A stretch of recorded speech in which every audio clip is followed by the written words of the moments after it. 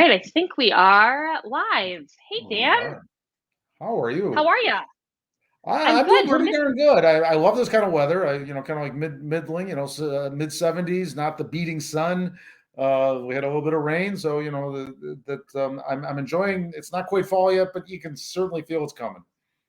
September's a good weather month. September is always good weather month. Although we're missing our buddy Adam today. Adam, we miss you. We know he's, I think, on the road. He said. Yes, Although I think he's I might need to jeer him at the end because if he can live stream from Ukraine, come on. can't live stream from the Northway for us. I know. Come on. What's a little podcasting and driving? No big deal. Yeah. So it's been kind of a crazy week this week. For you especially, you were telling me you gave me just Yeah. a little hint, a little teaser of your night last night, and I think the viewers here are going to be pretty interested in what you witnessed. Well, I don't know if they are going to be interested or if they will think I'm just like a complete glutton for punishment because when it's not a city council week, apparently I am just committed to watching long meetings, municipal meetings. And last night was the school board meeting. That was it was over 3 hours last night. And I listened to every last minute and it was really kind of outrageous in a lot of ways. And then I actually ended up going back and listening to the other meetings that happened this summer. There were 2 meetings over the summer talking about the similar kind of controversy. And I just had no idea this was going on. And basically what it comes down to is that Commissioner Jim Montanino has been pushing for hiring extra SROs who are school resource officers who are active duty law enforcement to be in our elementary schools because right now we have SROs in our middle school, we have SROs in the high school, but we have no safety officers or police officers who are in our elementary schools. So he proposed this, I think, back in maybe July, and brought it to the school board, and it just has kicked off a really emotional debate, and also has really put on display the dysfunction of our current school board, which is just like after last night, I was like enraged watching, like enraged. And fill that in. Why for those viewers, kind of like me, that I other than what you told me earlier, I don't know much about Yeah. this. Why are they dysfunctional, and what got you enraged? So mostly, I think just in general, if you have any like body, whether it's a city council, whether it's a school board, and you have members of the public coming in, taking their time on a Tuesday night to come in, sign up, wait, sit down, and do their 3-minute public comment, you really have to listen and take it in and make them feel heard. And in this instance, it's people talking about guns and school safety and their children and their children's safety. So it's a really emotionally charged subject, whether people are in favor of having SROs in elementary schools or not. And I think 25 people spoke last night, and they were all just very impassioned, and I really felt for everyone speaking. And afterwards, the school board went on to have their meeting, and then they have an opportunity to kind of discuss what's going to come on the next agenda and anything that's happened at that meeting. And the level of like, they basically, this group on the school board, we just had an election back in May. The same people were reelected. So it's been the same group of people working together in the school board for quite some time now. And they know each other's positions, and they know exactly who's for SROs, and they know exactly who's against SROs. And they're so entrenched in their positions that they can hardly have like basic communication with each other or get anything done or vote on a motion or, I mean, God forbid, agree on like a actual decision or take a step to, further the SRO issue or not. It was just kind of appalling, they were just, they can't speak. They like need a mediator. They need to go to couples counseling this group. Can I ask you, is the current discussion about Jim Montanino's proposal to put city police officers, SROs, in the elementary schools, is that the focus? And the 25 people last night spoke about that, or the bulk of them spoke about that issue on one side or the other, or is that correct? Yes. So this has been actually an issue that has come up in recent years in Saratoga. Back in 2017, 2018, The high school had always had armed school safety officers who worked for the school. They weren't active duty law enforcement, although most of them were retired law enforcement, and they carried weapons. And that was something the school board had to vote on, because it's contrary to the gun laws that we have in New York State, on campuses and in schools. And in 2017, 99% sure it was 2017, they voted to disarm the school safety officers. And that created a real uproar in the community, and brought up this issue of school safety and active shooters. And it really divided the community and created a very emotional and really hostile school board campaign season, where, it was like, at the end of the day, it was like, if you care about kids and you want them to stay alive, you vote for these people. If you don't care about kids and you don't care if they die, you vote for these people. Like, it was bad. It was bad. So we've kind of been through this once before. And in that time, the city council voted to approve more funding for the SROs. So if they wanted to hire more, the city would kick in more money to offset that and make it financially viable for the school to do. But the school board never responded to the resolution that the city council passed. And it was just it was an ugly situation all around. And so this is kind of like deja vu all over again. It's people coming out, and it's really the same exact issues that came up in 2017, whether it was for or against. People feel really strongly, especially with the prevalence of school shootings, that our elementary schools should have a school resource officer assigned to them. Because right now there is zero security in our elementary schools. Were there to be an intruder, or any kind of issue where someone was entering the school and wanted to cause harm to the kids. And they actually talked about some of the training the teachers had over the summer, where they were instructed to essentially, like, how they would fight back. Like they are the ones who need to fight back and, like, throw books and, hide in this specific corner, and, like, just really kind of intense training for a teacher who should be focused on teaching, not having to worry about what they would do to protect themselves and the kids in their classroom if there was a safety, if there was a threat in their school. I mean, they do stop the bleed trainings with the teachers. They just go over a level of detail for responding to emergencies that's really stressful. I mean, like, I don't, if I was a teacher, like, I would be very anxious about kind of having that weight on me of knowing that, like, I would have to be like the fighter and fight back and put tourniquets on. And I mean, that's not really what they signed up for. And it's true, but that is the reality these days, right? SROs or not, they may be in that position. They do need that training, though, right? Would you agree to that? I would agree to that, although I don't think it's fair to go as far as, like, this is how you need to fight back. Because if you have someone in your school who's a trained law enforcement professional in the school, chances are they're going to be able to get to where the problem is very quickly, as opposed to calling 911 and having 5 or 6 minutes elapse, which we know can cause, incredible amount of harm and fatality. So I think just on a mental health level for the teachers, it gives them some security and comfort to know that there's someone there checking to make sure no one's left the door open, checking to make sure, there's no one wandering or something looks awry. Just basic safety precautions that, Dan, you could probably speak to way more than I could. I think that gives the teachers and parents a level of comfort. But on the flip side, there are a lot of people who feel that guns, and putting a police officer with a gun in a school can be very damaging for some of the kids. That we should not be promoting more guns, that there's no evidence that having someone who is armed in a school prevents a school shooting. And certainly Uvalde is, a horrific example of just a complete collapse in law enforcement. Yeah, but absolutely. For me, I think the problem for me was that the school shooting is the kind of 1 in a million thing that happens. You pray to God it never happens in your community, and most likely it will not happen. What I worry about are, like, custodial situations where, there's a bad divorce and a dad shows up at school at pickup and decides to, like, snatch a kid and take off with them.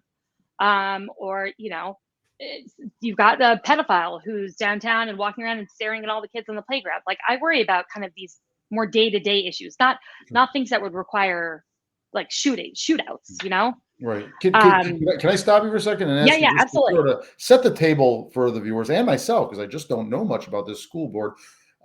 Start off with last night. If you could ballpark of the 25 or so people that spoke, could you guesstimate how many were pro SRO, how many were maybe against an armed SRO, and then can you talk about the school board itself? How many are on it? Sure. Where do they fall? What numbers do they have on the sides of these issues? Sure. I would say about 2/3 of the people there spoke in favor of SROs, and a third spoke against SROs. And then there was one comment that had nothing to do with SROs. It had to do with like a tardy policy. So 24 out of 25 people are there to talk about the SROs, but it was I would guesstimate about a 1/3 to 2/3 split.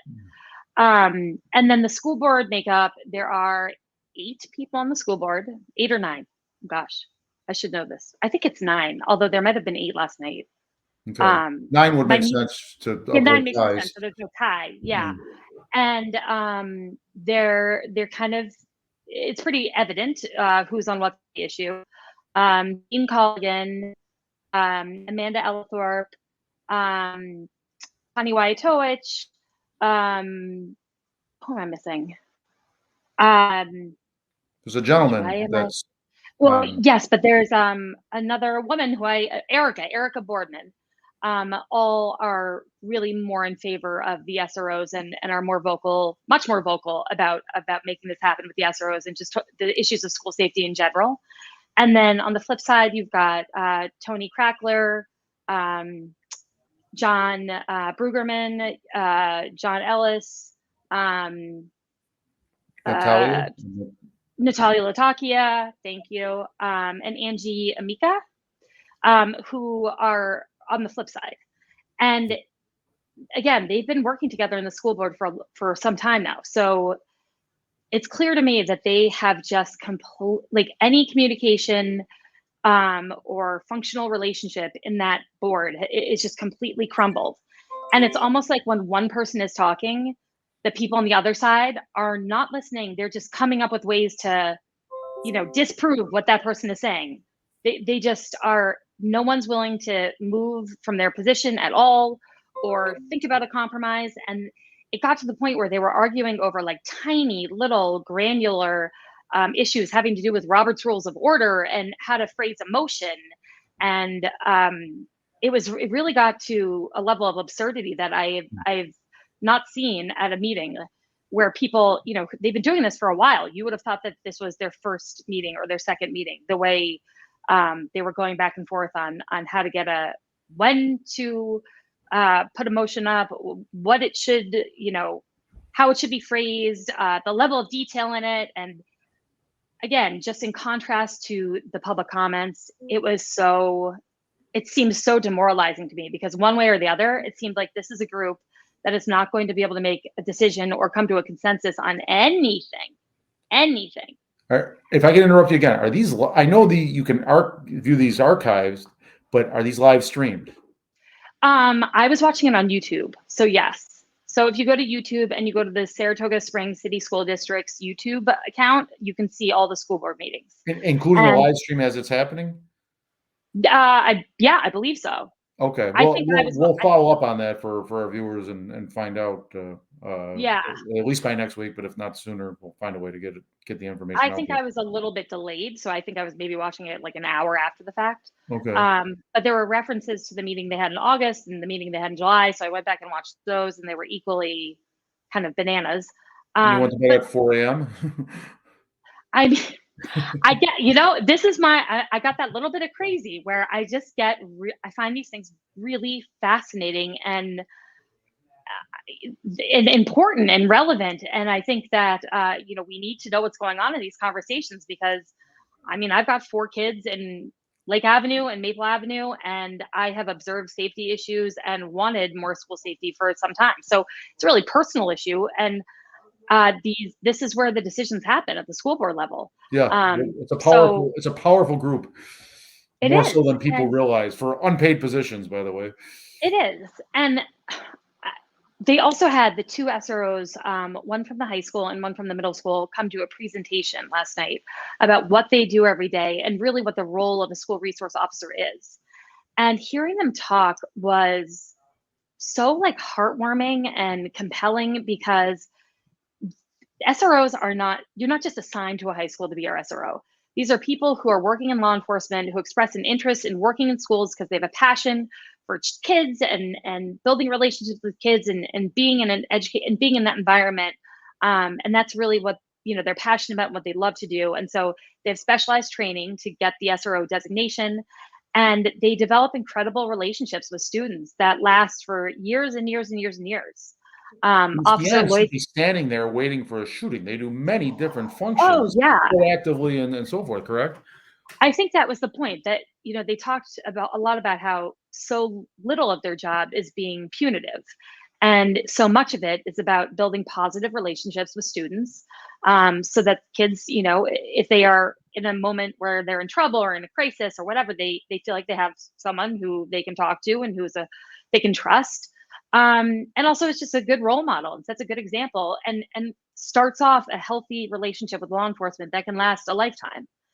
um, with the Maple Avenue SRO was talking about how, like, when he walks around in the hallways, he carries a football, like a little Nerf football, because some of the kids he knows that are uncomfortable being around police officers, like, he has a football. Well, he tosses them the football, or they see the football, and they're like, "Oh, you know, just a little toss of the football," and just that little connection starts making them feel a little bit more at ease. I mean, those were the kind of steps, the things he was talking about, you know, that he does on a daily basis. It was so thoughtful. And he was talking about how he went to one of the elementary schools and read in 5 different classrooms.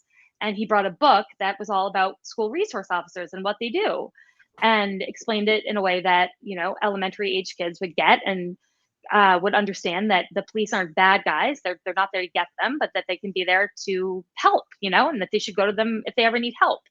And when you hear the SROs talking about what they do, and you've just heard, you know, maybe the third of the people who don't want to SROs in our schools, the picture that is painted of law enforcement in this SRO position in schools by people who aren't in favor of them is just so contrary to what, you know, you're seeing from these two guys who work in our high school and middle school.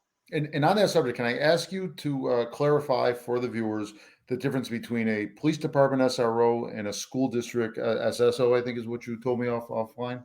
Mm.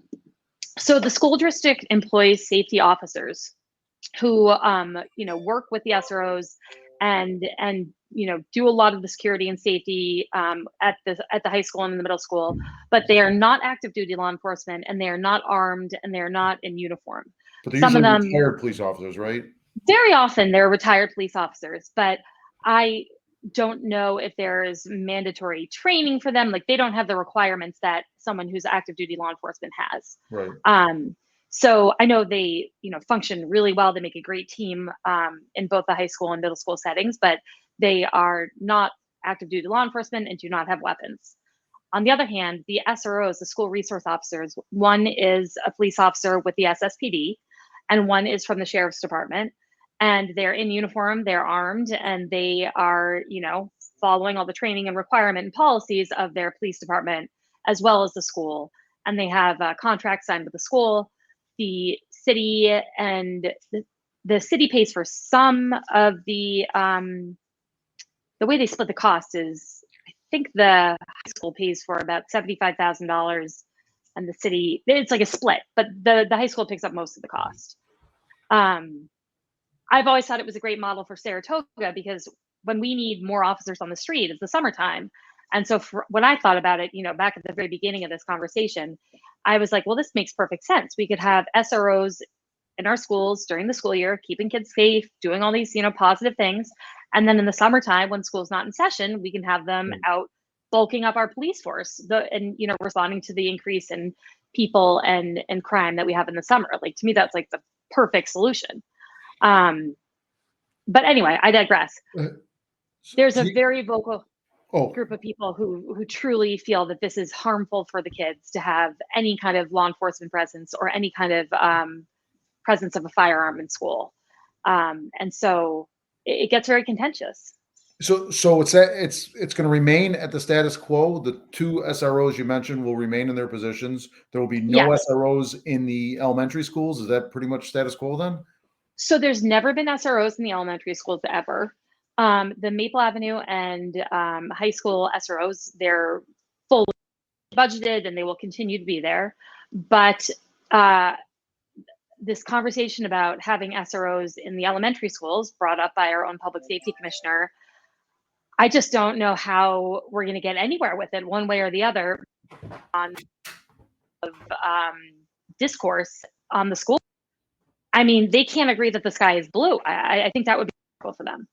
And so it's just kind of like a demoralizing situation all around. I think that we would be well served with in our elementary schools.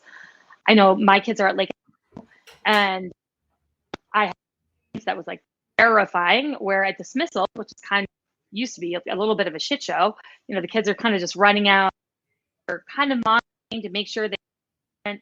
But my daughter, who when she was 8, went off with a friend who invited her over for a play date, and the friend didn't tell us, and my daughter was 8, didn't tell us, so we were.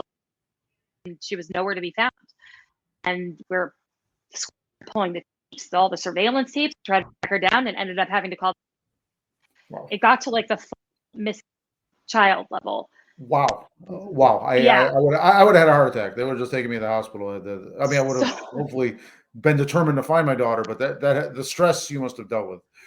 Well, so mercifully, I was actually in Albany with Mayor Kelly and Commissioner Madigan and testify about VLT. And the building we were in, I had no reception. So the fact, thank freaking God, because I don't know how I could handle it either. But when I went to school, were sobbing, talking about it, crying. I mean, the ladies at the front, everyone was in tears because it was so scary, you know, like it was like, yeah. Police, like it was very scary. So anyway, I don't know if it's my connection or yours, but you are in and out audio. Oh, sorry. Oh,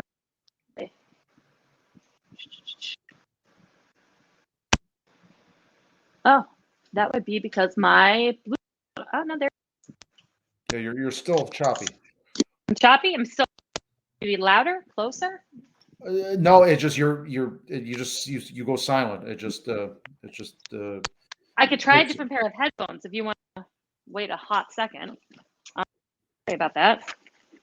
Yeah, I don't know. Again, it could be my end, but I just don't think it is. Especially if you're hearing me completely, then I've got solid internet connection. I do hear you completely. All right, stand by. I feel like we need a little like musical interlude while I switch these.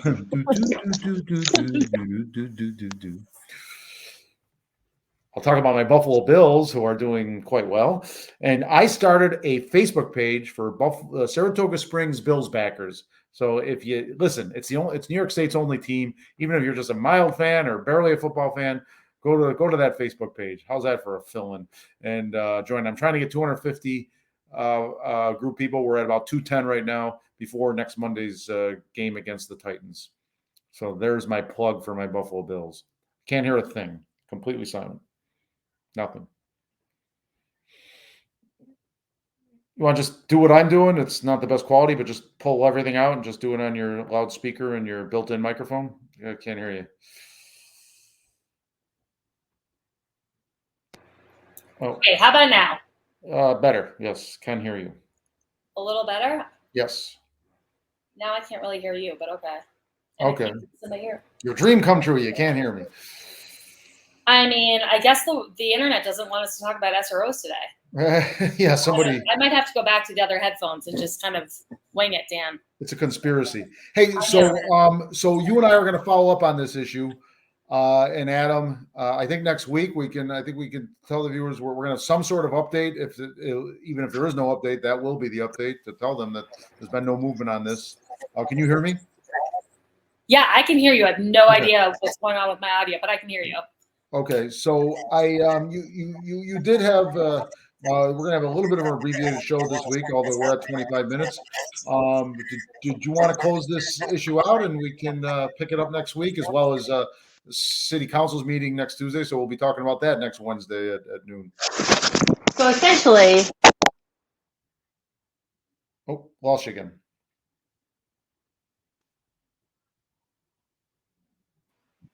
Can you hear me, Dan? Yeah, now I can hear you. All right. So essentially what I would encourage everybody to do is go look up the school board meeting from last night on YouTube if you feel like it, and listen to just even a little bit. You'll get a taste of what's going on. And we'll put out when the next school board meeting is coming up, because I think that this is something that people have a lot of opinions on, and I would encourage people to go to the school board and speak their mind. I think it's really important that people be engaged in this conversation. And these are monthly meetings? Is next one will be in October? Yes. Okay. Do we know offhand the date? Is it the second Tuesday of each month? I don't know off the top of my head. Okay. But we can put it, we can drop it in comments. I'll make sure we put it in there. Okay, great. Yeah. Yeah. Good. Did you kind of segueing off that? Did you want to go into some cheers and jeers? Yeah, let's do some cheers and jeers. What do you always have a good cheer and jeer, Dan? What are your cheers and jeers? I'll do my animation that you love so much. All right, cheer and jeer for me. Well, wait a minute. I was hoping you would go first, because I know one of your cheers, and I need to feed off your cheer to get to my jeer. So my cheer is for Jim Montanino for pushing the SRO issue. I am really appreciative that he is doing this. And although I can't totally make sense of his kind of like anti-police, pro-police positions, I don't really care. I really appreciate that he's doing this. And I sent him a message this morning, telling him as much. And, I know that sometimes we harp on people a lot on this podcast, but that doesn't mean that we write that person off. When people do good things or things that I agree with and want them to do, like, we applaud that. So applause goes to Commissioner Montanino. Thank you. That is my cheer.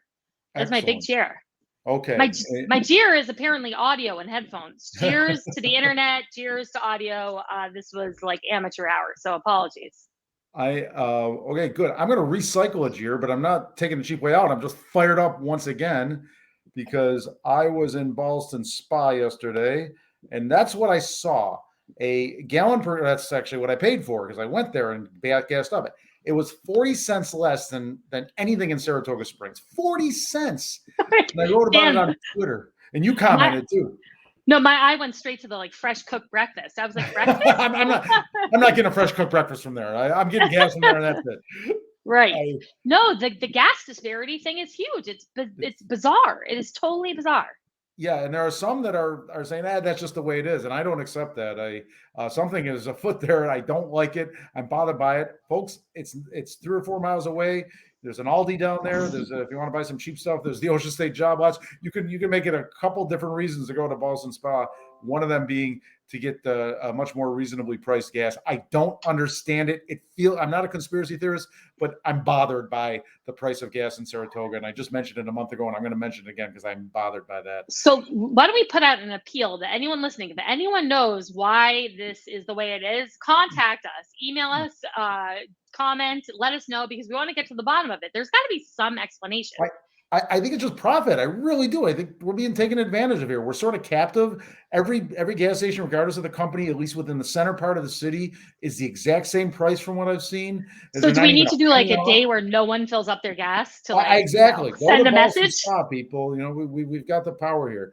So I'll get a second jeer. Robin, my second jeer is to you, because you invited me to your house for a get-together, but it was your birthday, and all I brought you was a $15 bottle of wine. So I went out and I got you an important gift that I know you did not. Love. It is a framed picture of Jim Montanino. I'm gonna drop it off at your house. That's what's been missing from my wall. Exactly. I'll find the space on the wall. Oh my God, you cracked me up, Dan. If I'm on my game, I'll have him autograph it for you, and I'll drop it off. Crack me up. And you're so funny. I actually hate my birthday because I just find it to be a rude reminder that I'm aging. But it was in the summer, everybody scatters, and so it was so nice to have some people over at the house, and just was see a great. everybody and. It was great. And you got to meet my wife, and It I was got so to meet lovely to meet your wife and your girl. Kasha, and I met your husband once previously, but I got to talk to him a little bit more. I quizzed him on cutting the cable and getting Hulu or over. So we really had a good discussion on that. He was helpful to me. And The it was podcast a really nice event. The weather held. Together. And the kids played, and my kids loved your swing set and running around the house. My girls were amazed that they could run around the house. That was kind of neat for them. This is it was a wild. We had a very energetic pack of kids, a lot of grown-ups, lots of food, lots of booze. It was very fun. It was really fun. I loved having everybody over, and it was such a pleasure to meet your family. We've got to do it again. I got to see, I think 3 or 4 of your kids. I don't know if I met all 4 of them, but I met at least 2 or 3 of them. And you fed my kids, by the way. You fed my kids. Thank you. With their needy dietary desires. Hey, you want to wind this down, and we're gonna be back next week at noon on Wednesday. Yes, noon Wednesday next week. And we've got some exciting interviews coming up over the next couple of weeks with politics and some just really interesting segments I'm excited about. So thank you, Dan, for doing this with me today. We'll talk more about this SRO issue and keep updating viewers. And yeah, over and out, my friend. In honor of Adam, who couldn't make it this week, stay classy, Saratoga. We will see you in a week. Wait, I think it's stay charming. At one time, I thought it was stay classy, but you might be right. Stay charming and stay charming and classy. Perfect. There we go. That was so Adam. All right, friend. I'll see you soon. Okay, take care, Robin. Bye-bye. Bye.